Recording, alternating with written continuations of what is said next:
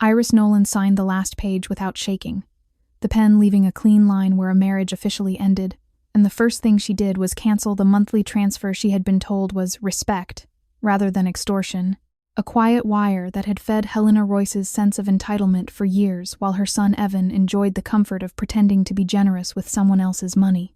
Greyhaven was already warm that afternoon, the kind of heat that presses down on the city until tempers fray, and Iris felt oddly light as she walked away from the registry office, with nothing but her handbag and a plan. Evan did not notice at first, distracted by the new life he was building in a private maternity suite paid for with funds he claimed were bonuses. And when the transfer failed to arrive, Helena arrived instead, staging a public collapse outside Iris's rented apartment, kneeling with practiced wails that carried down the corridor like a siren meant to shame. Iris watched through the peephole, sipping coffee, counting breaths, recognizing the performance for what it was: leverage. When Iris opened the door, it was not to apologize but to ask a question in a voice calm enough to cut glass, whether Helena's son had struck her because Iris had stopped paying him, or because Iris had sold a property he had always mistaken for his, and the neighbors, previously curious, went still as if someone had switched off the background noise of their day. Evan arrived minutes later with violence already rehearsed in his posture, but Iris stepped back just enough to let his anger miss, held up the divorce certificate like a mirror, and named the law before he could touch her, turning instinct into evidence. The police report that followed was brief, factual, and transformative, because it marked the moment Iris stopped absorbing damage and started documenting it. The memory that hardened her resolve was older, quieter, and infinitely heavier. A summer afternoon years earlier when a shove in a living room had ended a pregnancy and a husband had chosen his mother's comfort over the life Iris carried. A choice that had taught Iris how disposable she was in a household built on obedience. After the door closed on that day, Iris moved deliberately, meeting Marla Quinn, a meticulous attorney who believed calm preparation was the sharpest blade, and together they began assembling a ledger of Evan's life as it truly was, not the curated version he sold at dinners. Every receipt, every late-night transfer, every contract that bore his signature became a bead on a string that would eventually tighten. Northbridge Holdings, Evan's employer, prided itself on discretion, and that pride proved useful, because discretion creates patterns, and patterns can be audited. Iris learned the architecture of Evan's fraud slowly. Nights spent cross-referencing accounts while the city slept, discovering how money meant for clients had detoured into luxuries that advertised his success. The confrontation did not happen at home but in a boardroom where silence carries more weight than shouting, where Iris handed Marla a folder thick with proof and watched executives recognize the difference between loyalty and liability. Evan's defenses collapsed in stages, denial giving way to outrage to pleading, as consequences finally attached themselves to his name. Helena attempted one last appeal, arriving at Iris's workplace with tears sharpened into threats, promising curses and reputational ruin. But Iris had learned that curses require belief to function, and she no longer believed in the authority of people who mistook cruelty for power. When Evan fell, he fell completely, severed from the network that had cushioned him, and the woman he had promised permanence vanished with whatever assets she could carry, leaving behind a silence that felt like justice taking a breath. The sentence that followed was measured, unemotional, a sum of actions translated into years. Iris did not celebrate the collapse. She redirected the energy it freed. With Marla, she funded a legal clinic that taught others how to read the fine print of their own lives, how to convert pain into documentation, how to stand without borrowing permission. The first client reminded Iris of herself, frightened but capable, and the work felt like an answer to the question grief had asked for years. On a clear morning months later, Iris stood by a window high above Greyhaven, the city moving below like a living map, and thought of the unborn child she never met, not with guilt but with resolve, understanding at last that survival is not a compromise but a beginning, and that the future belongs to those who refuse to be quietly erased. After the first police report, Iris understood that the divorce papers were not the end of a marriage but the beginning of a negotiation with a family that had always treated law as a suggestion and women as storage. Evan sent messages that pretended to be civil. "We should talk. Let's be reasonable," each one a hook disguised as a bridge. When Iris didn't bite, the tone changed to entitlement. "You're overreacting. You're ruining my career. My mother is sick because of you." Iris saved every message, not because she believed her own sanity required receipts, but because she had learned that institutions do not protect you from a charming man without paperwork. Helena's campaign escalated in ways that were almost elegant. She never threatened in plain language. She simply appeared. She showed up at Iris's building with a tray of food and a voice loud enough for neighbors to hear, telling them she was worried about Iris's fragile condition. She told the building manager that Iris had episodes. She told the concierge that Iris might be dangerous to herself.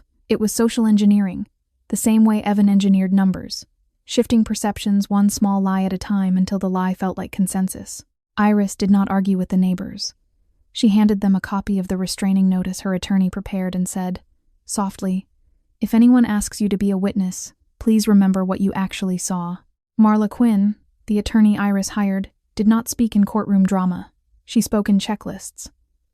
She had the kind of patience that looks like indifference until you realize it is discipline. In their first meeting, Marla didn't ask Iris how she felt. She asked what Iris wanted to protect: financial stability, physical safety, reputation, future relationships, the right to be left alone. Iris listed them all, then added one more after a pause. The truth about what had happened years ago, the pregnancy that had ended on a living room floor while Helena described it as a woman being dramatic. Marla's pen paused on paper. Then she said, "We can't undo that, but we can prevent it from being rewritten." The ledger started as a box on Iris's kitchen table. She labeled folders with boring names: utilities, transfers, property, gifts. She used dullness as camouflage for fury. Evan had been careful with public accounts, but he had been careless with private comforts, and those comforts left trails. A watch bought on a business trip, a car lease paid through a consulting entity, a recurring payment to a private clinic that didn't match any insurance statement. Iris compared dates to conversations, the way you match weather to footprints, and patterns emerged that felt like a language Evan thought she couldn't read. He had been wrong about her education. He had been wrong about her endurance. He had been wrong about what happens when a quiet person decides to look directly at the math. Northbridge Holdings, Evan's employer, had a reputation for polishing problems until they looked like strategy. When Iris asked for internal documents during the divorce settlement, their counsel offered small concessions and large silences. Marla refused their silences. She filed targeted motions that forced production of specific records rather than broad phishing. The tactic was simple: make it cheaper to comply than to resist. Executives hate inefficiency. Marla weaponized their preference for clean exits. Evan tried to settle quickly once he realized Iris wasn't begging. He offered a lump sum that would have looked generous to anyone who didn't understand what he had taken. He promised he would leave her alone if she signed a non-disclosure. Helena sent a handwritten note that smelled of perfume and poison. "Dear Iris, let's not embarrass the family." Iris read it twice, and then handed it to Marla without comment. Marla read it once and said, "They're asking for secrecy because they're afraid of daylight. We'll give them neither mercy nor chaos. We'll give them procedure." Procedure took time, and time gave Evan room to continue being Evan. He moved into a new condo with a woman named Sloane, who smiled too brightly on social media and posted pictures of ultrasound prints like trophies. Evan told everyone his previous marriage had been amicable and that Iris had wanted different things. He didn't mention the shove, the blood, the silence. When Sloane's friends congratulated him on being such a responsible man, Evan accepted the praise with a relaxed grin, the way men accept credit for surviving consequences that never touched them. Iris watched none of it directly. Jules, her co-worker, sent screenshots anyway, furious on Iris's behalf. Iris replied with one line: "Save them. People reveal themselves when they think they are safe." The fraud investigation began as a whisper. A junior accountant at Northbridge noticed discrepancies in a client escrow account and flagged them internally. The flag vanished. The accountant tried again, and a manager told her to stop digging if she valued her job. The accountant, frightened, stubborn, and tired of being treated like an obstacle, reached out to Marla after hearing about Iris's divorce filing. She didn't mention Evan's name at first. She simply asked, "If someone is moving money through shell vendors, how do you prove it without getting fired?" Marla invited her to a meeting and told Iris to be there. Iris understood why.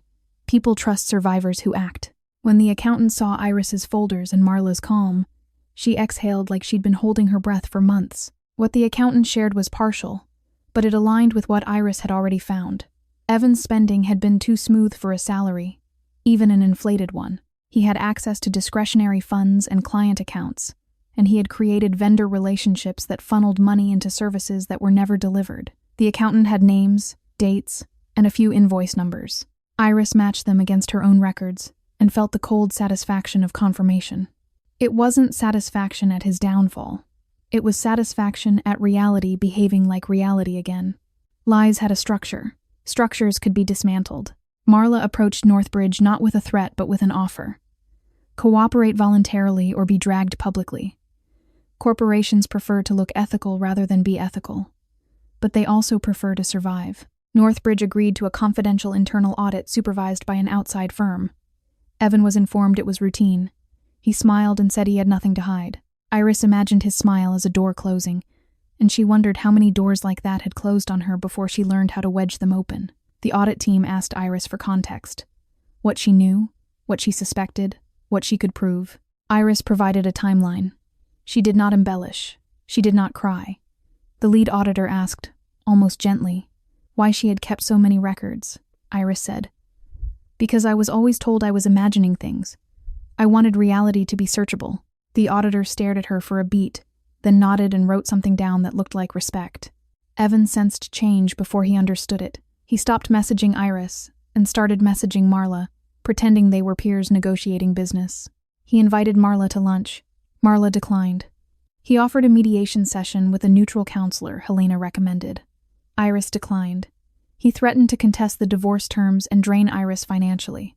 Marla responded with a motion referencing Evan's recent police report and a request for temporary protections. Evan's threats shrank into silence. Bullies do not like opponents who answer in filings. Helena attempted to regain control with theater. She staged a fainting episode in the lobby of Iris's workplace, collapsing near the security desk so coworkers would see. Iris's manager called Iris out of a meeting, alarmed. Iris walked to the lobby, looked at Helena on the floor, and saw not a mother-in-law but an actor refusing to accept the end of a contract. Helena opened her eyes just enough to watch Iris's reaction. Iris did not kneel.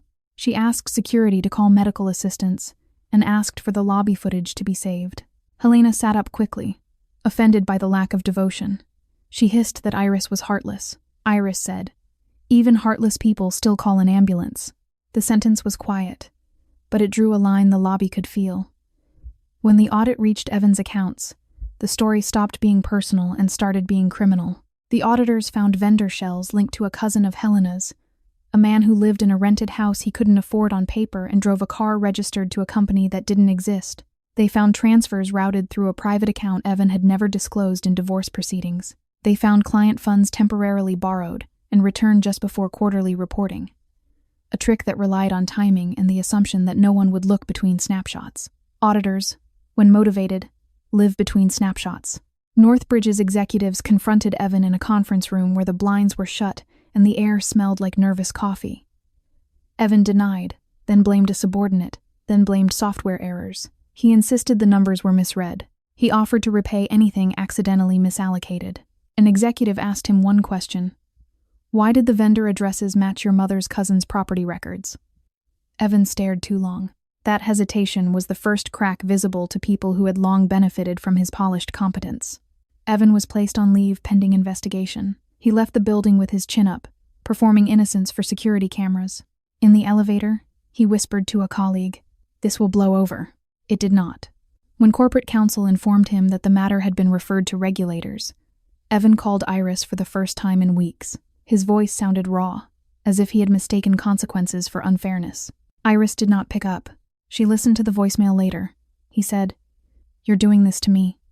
Iris saved it and wrote a note beside it. "Accountability feels like attack to the unaccountable." Sloan left him when the press started sniffing. She did not announce it publicly. She simply erased photos, deleted captions, and told her friends she had been misled. Evan's image collapsed faster than his finances, because his image had been his true currency. Helena tried to fill the gap by blaming Iris on every phone call she could make.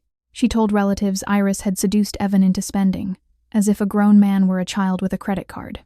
She told neighbors Iris had always been unstable, as if instability justified violence. Iris did not correct every lie. She corrected the ones that mattered legally, and she let the rest rot in the mouths that spoke them. The criminal case took another year, because courts move at the speed of procedure rather than satisfaction. Iris attended hearings where Evan's attorney argued that the transfers were misunderstandings, that Evan was a hard-working man who had made mistakes under pressure. Iris watched men in suits describe pressure as an excuse for theft and wondered why women's pressure is always described as weakness. Marla prepared Iris for cross-examination. Questions designed to paint Iris as vengeful. Questions designed to make her grief sound like manipulation. Iris practiced answers the way you practice evacuation routes. Not because you want the fire, but because you refuse to be trapped. On the day Iris testified about the shove and the miscarriage, the courtroom was colder than the street outside. Evan did not look at her. Helena stared openly, her expression a mixture of hatred and offense, as if Iris's pain were an accusation against Helena's identity. Iris spoke in short sentences, careful with dates, careful with details. The defense tried to suggest she was exaggerating to hurt Evan.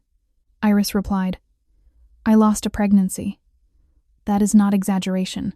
That is a fact with a heartbeat missing." The judge instructed counsel to move on. Iris felt no triumph. She felt only the strange relief of having said it where it could not be dismissed as a private complaint. When the verdict arrived, it was less dramatic than television. The judge read findings, listed counts, announced a sentence that sounded like a calculation. Because law is essentially math applied to harm, Evan's shoulders sagged. Helena began to sob. Not for the clients Evan had stolen from. Not for the employees he had threatened. But for the loss of her family's illusion. Evan was led away. Helena screamed that Iris would be cursed. Iris looked at Helena and thought about curses as social mechanisms. Words meant to frighten you into obedience. Iris had stopped believing in Helena's authority. The curse slid off her like rain. Afterward, Iris returned to her apartment and sat on the floor with the box of folders that had become her second spine. She expected to feel happiness. She felt emptiness instead. Not because the outcome was wrong, but because collapse does not refill what was taken. Justice can stop new harm. It cannot resurrect old versions of you. Iris cried that night for the first time in a year. Not loudly, not dramatically, but steadily, like water finally allowed to move. In the months that followed, Iris redirected the energy that had once been spent surviving Evan into building infrastructure for other people. She and Marla turned the idea of a clinic into a plan. Workshops on financial literacy, on legal documentation, on safety planning, on reading contracts the way predators read them. They rented a small office above a bakery because the smell of bread made the waiting room feel less like punishment. They hired one part-time paralegal and one social worker who spoke with a gentleness that never became pity. Iris learned that help is most respectful when it is practical. Clients arrived with stories that were different in detail and identical in shape. A nurse whose boyfriend controlled her paycheck. A restaurant manager whose partner used debt as a leash. A graduate student whose spouse filed taxes under her name and hid refunds. Iris listened, and each story lit a small fire of recognition. Control disguised as love, manipulation disguised as concern, violence disguised as a bad day. Iris did not tell them to be brave. She told them to document. Bravery is sometimes necessary. Documentation is always useful. One client, a woman named Lila, reminded Iris painfully of her younger self. Lila apologized for crying, for being messy, for not having proof. Iris handed her a tissue and said, "Proof can be built. We start where you are." Lila stared at Iris like she didn't believe kindness could come without a price. Iris understood the look. She had worn it for years. She said, "We are not charging you for dignity." The social worker made Lila a safety plan that included a code word with her sister and a list of phone numbers written on paper, because abusers love controlling devices. Iris watched Lila leave with her shoulders slightly higher and felt something that was almost warmth. Helena attempted one final contact after Evan's sentencing. She mailed Iris a box of baby items Iris had bought years ago and never used, wrapping them in tissue paper as if grief could be returned like a gift. There was a note inside. "You can't change what happened." Iris held the note for a long time. It was the closest Helena had come to acknowledging the loss, and it was still a weapon, because it framed the loss as inevitable rather than caused. Iris did not respond. She placed the items in a donation bin for a women's shelter and attached a note of her own, not to Helena, but to the shelter staff. For someone who needs a beginning. Iris's parents visited the clinic once, curious and worried. They sat in the waiting room and watched strangers arrive with bruises hidden under sleeves and embarrassment hidden under smiles. Iris's mother squeezed Iris's hand and whispered, "I didn't know it was like this for so many people." Iris replied, "Neither did I, until I stopped being ashamed to look." Her father asked if Iris was safe now. Iris paused, then answered honestly, Safer. Safety is not a switch. It is a series of decisions repeated until they become a home. The city of Greyhaven continued as cities do: heat, traffic, headlines, forgetting. Evan's name faded from business sections once the next scandal arrived. That disappearance felt like an insult and a mercy. Iris did not need him to be remembered. She needed him to be finished. What remained was her own life, built from choices she could finally claim without negotiation. Iris also learned to forgive herself for the years she had stayed. People asked why she hadn't left sooner, as if leaving were a door you simply notice. Iris began answering with one truth. I left when I had enough information to believe the world would not kill me for leaving. Then she added, softly, now I help other people gather that information faster. Sometimes, late at night, Iris would still remember the moment in the living room, the shove, the sudden pain, Evan's refusal to call for help, while Helena told him not to make a scene. Iris would feel the old rage rise like heat. Instead of drowning in it, she wrote, not diaries, not confessions, but notes that became training materials: how to spot escalation, how to read apologies as tactics, how to build an exit quietly. Her grief became curriculum. It was not poetic. It was useful. On the first anniversary of her divorce, Iris stood outside the registry office again, not to file papers but to pick up a certified copy for clinic records. A couple argued on the steps, voices sharp, eyes wet. Iris could have walked past. Instead, she paused and said, if you need legal aid, there's a clinic on Rose Street. The woman looked at her with suspicion and hope in equal measure. Iris handed her a card and left without waiting for gratitude. Gratitude is not the point. Access is. And slowly, with enough days and enough small refusals, Iris noticed that the future no longer felt like a room she had to earn entry into. It felt like a landscape she could walk across at her own pace, with her own map, with no one's hands pushing at her back. The restitution process brought a new kind of cruelty. Paperwork that forced victims to relive losses in quantified language. Clients of Northbridge filed claims, attaching bank statements and correspondence, describing how Evan's temporary borrowings had delayed surgeries, tuition payments, mortgage closings. Iris read some of the statements when the prosecution team asked her to help triage, and she felt a slow anger that had nothing to do with her marriage, and everything to do with how easily powerful men convert other people's futures into their own convenience. The prosecutor thanked her for translating accounting into narrative. Iris thought, it shouldn't take narrative to make theft visible, but humans respond to stories more quickly than to spreadsheets. Northbridge tried to contain the damage with a public apology that sounded like weather. Unfortunate, unexpected, moving forward. Linnea, the compliance lead assigned after the scandal, pushed back against the cosmetic response. Linnea was not warm, but she was clear. She ordered internal terminations for managers who had buried early warnings. She forced the company to fund a hotline managed by an outside firm, because internal hotlines become traps when leadership wants plausible deniability. When executives complained about cost, Linnea said, cost is what you pay for pretending this wasn't foreseeable. The accountant who had first contacted Marla Tess was retaliated against in small ways even after Evan fell. Meetings were accidentally rescheduled without her. Projects were reassigned. A supervisor suggested she might be too sensitive. Iris recognized the pattern immediately. Punish the whistleblower quietly so the organization can claim it supports integrity while teaching everyone else to stay silent. Iris and Marla filed a retaliation complaint on Tess's behalf, attaching internal emails and calendar logs, and the company settled with a promotion and a written apology that would live in HR records. Tess didn't look triumphant. She looked exhausted. Iris told her, you didn't win. You survived, and you changed the incentive structure. That matters. Helena's influence did not end at the courtroom doors. She had friends who believed wealth was a moral shield and that obedience was the price of belonging. Those friends began calling Iris's clinic to check whether it was legitimate, whether Iris was qualified, whether Iris was exploiting vulnerable women. Their concern was a costume for sabotage. Iris's staff documented the calls. The social worker recorded the tone. The paralegal logged numbers. Iris filed for a protective order extension, citing the harassment as a continuation of prior intimidation. The judge granted it without drama. Procedure. Again, working like a fence. One afternoon, Helena attempted a new angle. She filed a petition claiming Iris was mentally unstable and therefore should be barred from managing any funds related to restitution distributions. It was a grotesque attempt to regain control by turning Iris's calm into pathology.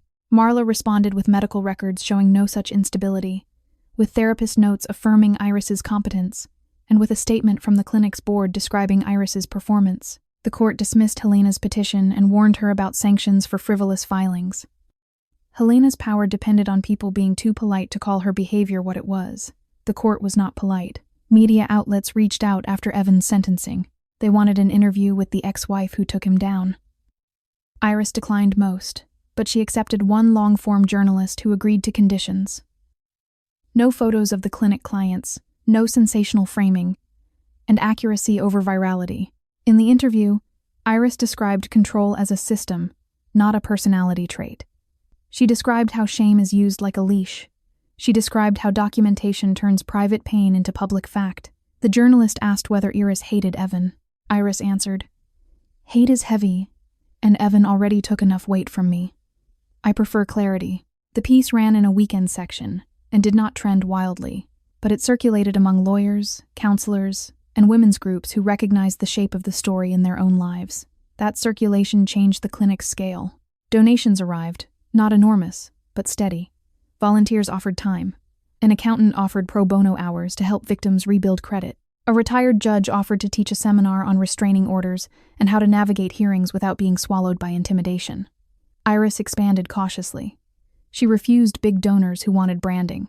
She refused corporate sponsors who wanted photo ops. She learned to say no without explaining, because explanations become negotiation, and negotiation becomes erosion. With more cases came harder choices. Some clients wanted revenge so badly they risked their own safety by provoking abusers.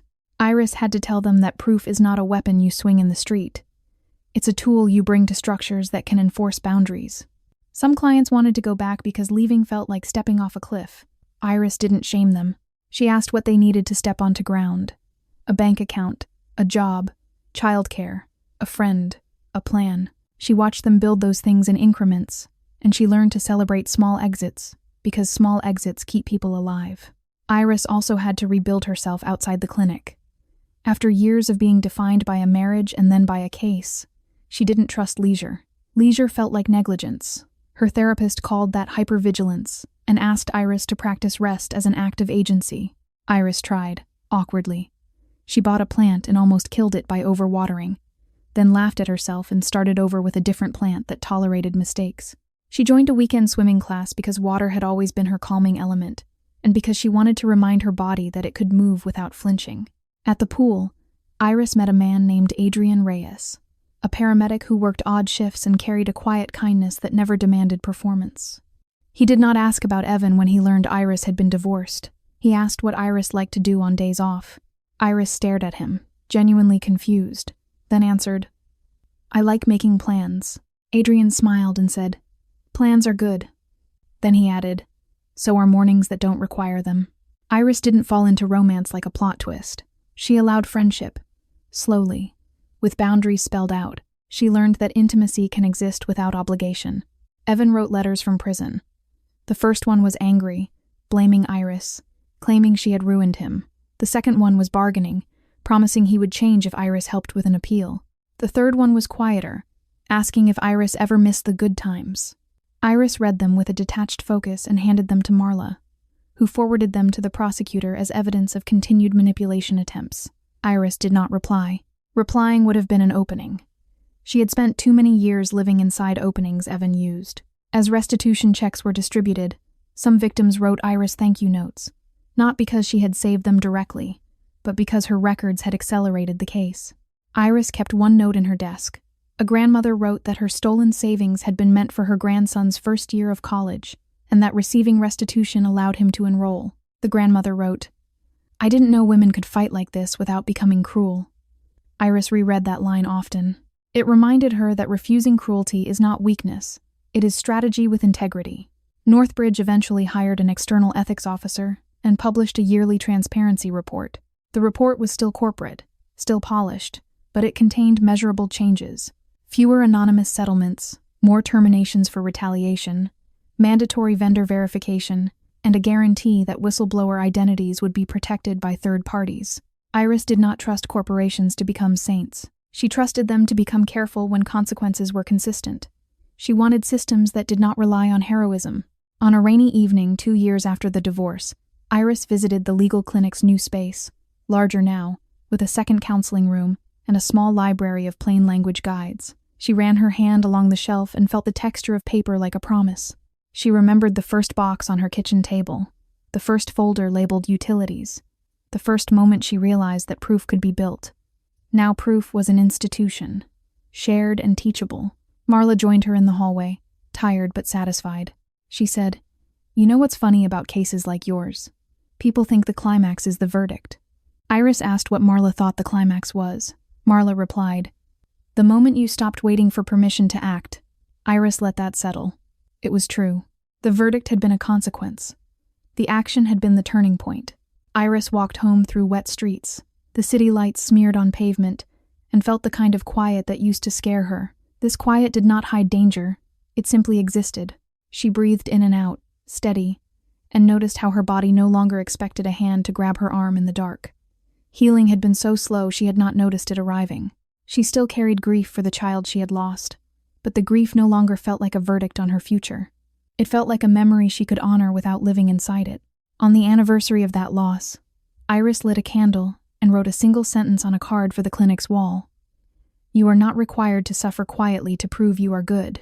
She pinned it beside another card that read, "Documentation is compassion that survives denial." When new clients came in with shaking hands and apologetic voices, Iris could look them in the eye and tell the truth she had once needed to hear. You are not crazy. You are being controlled, and control can be mapped. The sentence did not solve everything, but it gave people a door. And doors, Iris had learned, are often enough to begin. By the time Evan's appeal was denied and his case became history, Iris's life had already moved past him, not because she forgot, but because she refused to build her future around his gravity. She built around her own values instead. Clarity, steadiness, boundaries, and the belief that freedom is not a performance but a practice. The clinic's first major partnership came from an unexpected place. A credit union that had quietly watched too many members spiral into debt after leaving abusive households. The union offered a microgrant program and a protected account type that could be opened without a spouse's signature, with statements delivered digitally to a safe email and physical mail suppressed. Iris reviewed the proposal line by line, suspicious of fine print, then approved it when she saw no hidden control clauses. She announced it to clients as a simple tool, a place to put money where someone else's hands could not reach. The relief on their faces was immediate, and Iris felt a fierce gratitude for practical innovation, the kind that does not require survivors to become inspirational stories. With growth came attacks from another direction. Online men's rights forums decided Iris's work was an anti-family scam. They clipped parts of the journalist's interview and framed Iris as a gold digger who had destroyed a good man. They posted Iris's old address and threatened to audit the clinic themselves. The threats were mostly bluster. But bluster can still become harm. Iris worked with local police to increase patrols during open hours. She hired a cybersecurity consultant to scrub personal data and tighten website protections. Most importantly, she trained staff not to engage with trolls. Trolls starve without attention. Boundaries starve them faster. One day, a young man walked into the clinic and asked to speak to Iris privately. He introduced himself as Rowan Pierce, Evan's former junior analyst. Rowan looked pale, haunted in a way that suggested he had been forced to do wrong things under someone else's authority. He said he had been instructed to create spreadsheet overlays that made transfers look like rounding adjustments. He said he had known it was wrong but had been terrified of losing his job. He said he had quit after the audit began, and the guilt had followed him like a shadow. Iris listened, then asked one question. "Are you ready to tell the full truth in writing?" Rowan nodded. Iris handed him a template and said, "Then you start making amends with facts, not with self-pity." Rowan's statement strengthened a civil case against Northbridge that several clients pursued, arguing negligence and oversight. Northbridge settled with a compensation fund and agreed to third-party compliance monitoring for 5 years. Linnea, the ethics officer, met Iris briefly afterward and said, "You realize you just rewired our incentive structure?" Iris replied, "That was the idea." Linnea's mouth twitched, almost a smile, and she said, "People hate being rewired." Iris answered, "They'll live." The settlement fund brought a wave of new clients who had never named their situation as abuse before, but recognized the financial pattern. Some came from wealthy neighborhoods, where bruises were hidden behind philanthropy. Others came from small apartments where poverty itself was used as a cage. Iris learned to adapt guidance without changing principles. Wealth does not stop control. It simply changes the costume. In one case, a socialite's husband controlled her trust disbursements by requiring her to earn money through obedience. In another, a warehouse worker's partner kept her paycheck card and demanded receipts for every purchase. Different rooms, same leash. Iris also had to confront her own reflexes. When clients thanked her, she felt uncomfortable, as if praise were a trap. She had spent too long in a household where compliments were prepayments for compliance. Her therapist encouraged her to practice receiving appreciation without translating it into debt. Iris tried by responding with a simple, "You're welcome," instead of explaining she had only done what anyone would do. The first time she said it, her voice felt stiff. The 10th time, it felt more natural. Healing is often awkward repetition of healthier behaviors. Adrian, the paramedic, became a steady presence through that awkwardness. He attended the clinic's fundraiser and spent the evening carrying chairs and quietly intercepting drunk donors who wanted to flirt with Iris's story. When one donor said, "You must feel so empowered now," Adrian answered before Iris could, "She feels tired. Empowerment doesn't mean exhaustion disappears." The donor blinked, embarrassed, and walked away. Iris looked at Adrian and said, "Thank you." Adrian shrugged. "I hate people who treat pain like entertainment," he said. Iris replied, "Me too."